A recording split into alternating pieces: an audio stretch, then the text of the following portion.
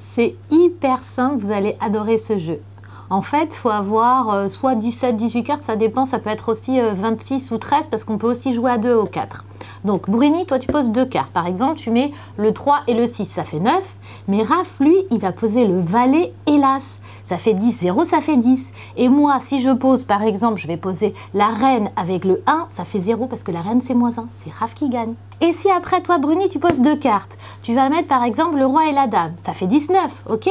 Et Raph, toi, tu vas poser le valet et le 9. Ça fait bataille!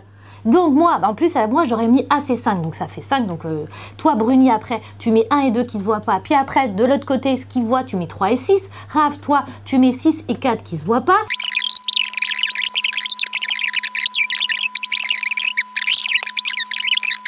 Ok? Ça va?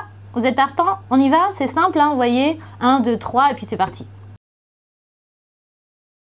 Parlez moins, montrez plus, c'est un des 12 principes de la méthode Montessori que vous connaissez certainement pour les enfants. Et bien cette méthode, elle a été adaptée pour les personnes âgées avec des troubles cognitifs, notamment Alzheimer. Vous voulez en savoir plus? Direction Paris, à la rencontre de Marie Dussautois, qui est formatrice Montessori, et Olivier Coche, directeur délégué de France Présence, qui a décidé de former ses équipes à la méthode Montessori pour accompagner à domicile des personnes âgées en perte d'autonomie et en situation de handicap. C'est parti. Donc la méthode de Montessori adaptée aux personnes âgées, c'est une approche qui date du siècle dernier, qui a été construite, inventée, expérimentée par Maria Montessori, qui était médecin et qui travaillait en psychiatrie en Italie, et qui, en s'occupant d'enfants à la clinique psychiatrique de Rome, enfants qui avaient un diagnostic de débilité mentale, découvre et met en place tout un environnement auprès d'eux qui part du principe qu'avant d'être des enfants dits débiles, ce sont juste des êtres humains, des enfants, avec des potentiels, des capacités, et donc qui décident de les aider à développer leur plein potentiel en adaptant tout ce qui est nécessaire pour eux, pour qu'on ne voit plus la maladie, mais leurs capacités et les personnes qu'ils sont. Dans les années 90, il y a donc un neuropsychologue américain qui s'appelle Cameron Camp qui a adapté tous les grands principes de cette approche, qu'il a fait fusionner avec des bases de neuropsychologie, puisque lui-même était issu de ce courant de neuropsychologie. Et il a donc choisi de la même manière de faire réémerger les personnes qui sont cachées par les déficits cognitifs, en disant de la même manière que si on les traite normalement, si on arrête de les regarder comme des patients et des malades, mais avant tout comme des personnes, eh bien, il y a de grandes chances qu'on permette de faire réémerger la personne qui est cachée par les déficits et les étiquettes diagnostiques. L'approche Montessori, ça vise avant tout la possibilité de vivre la vie pleinement, avec tous les risques qui incombent au principe même de vie. Un risque de vivre avec la possibilité d'expérimenter et donc de se tromper, ce qui est un apport fondamental de l'approche Montessori, le droit à l'erreur que Maria Montessori considérait même comme la plus importante opportunité d'apprendre, de pouvoir se tromper, donc expérimenter.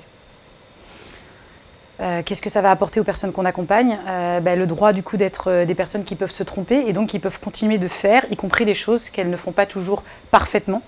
Et on amène l'interrogation à se dire est-ce qu'on veut que les choses soient parfaites ou qu'elles soient faites par la personne? Et si par exemple on veut qu'elles soient faites par la personne, est-ce qu'on peut accepter de lui laisser un couteau à pain pour continuer de couper le pain, en acceptant qu'il puisse lui arriver de se couper, ni plus ni moins que nous, et que si elle se coupe, ce n'est pas une erreur plus importante que quand nous nous coupons également, qu'on peut continuer de lui faire confiance jusque dans ses erreurs. Fondamentalement, peut-être la première chose, c'est de penser que les personnes âgées, avec ou sans troubles cognitifs, ont besoin d'agir avec leurs mains, ont besoin de faire et d'être en activité plutôt que d'être assises et passives. J'ai choisi de mettre en place cette formation pour plusieurs raisons. D'une part, France Présence s'inscrit dans une approche qualitative auprès de ses bénéficiaires. La méthode Montessori adaptée aux personnes dépendantes correspond bien en fait à cette approche-là, de bienveillance, de valeurs humanistes qui sont portées. Il s'agit aussi d'une approche innovante, dans le sens où on connaît beaucoup la méthode Montessori pour les enfants en bas âge, mais l'adaptation par le professeur Camp nous permet maintenant de pouvoir le proposer aux personnes dépendantes et notamment les personnes âgées. Nous avons également choisi la méthode Montessori dans le sens où elle nous permet de différencier notre offre par rapport aux autres acteurs du secteur de l'aide à domicile. À notre connaissance, Il n'y a pas d'autres réseaux qui utilisent cette approche. La formation à l'approche Montessori adaptée peut apporter aux professionnels du domicile d'avoir une posture qui sorte du côté soignant-malade et qui permet vraiment de regarder la personne qu'ils accompagnent avant tout comme une personne, de focaliser et de vraiment mettre toute son énergie à regarder ses potentiels et non pas ses déficits et sa maladie.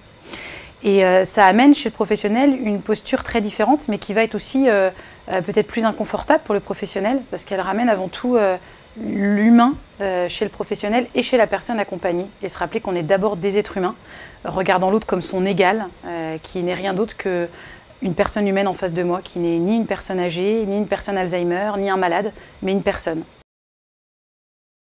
L'approche Montessori doit bénéficier à nos intervenants, à nos encadrants, en fait à notre personnel.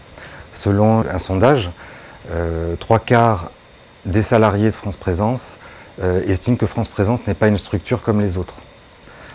Ça veut dire aussi que nous devons travailler à la qualité de prise en charge, évidemment de nos bénéficiaires, mais également de nos personnels dans leur métier de tous les jours. Et parce que la très grande majorité de nos intervenants sont des intervenantes, que ce sont des femmes qui sont jeunes et que très souvent ce sont des mères, la méthode Montessori doit également leur permettre de mieux travailler dans leur cadre professionnel, mais également, si elles le souhaitent, de pouvoir aussi utiliser ces principes de vie avec leurs enfants. L'idée étant aussi que France Présence ne soit pas un employeur comme les autres et qu'on puisse fidéliser nos intervenants, mais également aussi pouvoir exercer un pouvoir d'attraction et avoir les meilleurs candidats possibles dans nos effectifs. Ce serait une citation de Maria Montessori qui dit qu'un tel changement social ne peut pas venir des énergies d'individus isolés, mais seulement de l'émergence lente et régulière d'un nouveau monde au cœur de l'ancien. Et je pense que ça résume amplement ce qu'est Montessori, au cœur d'un projet complet d'une société qui est en pleine métamorphose.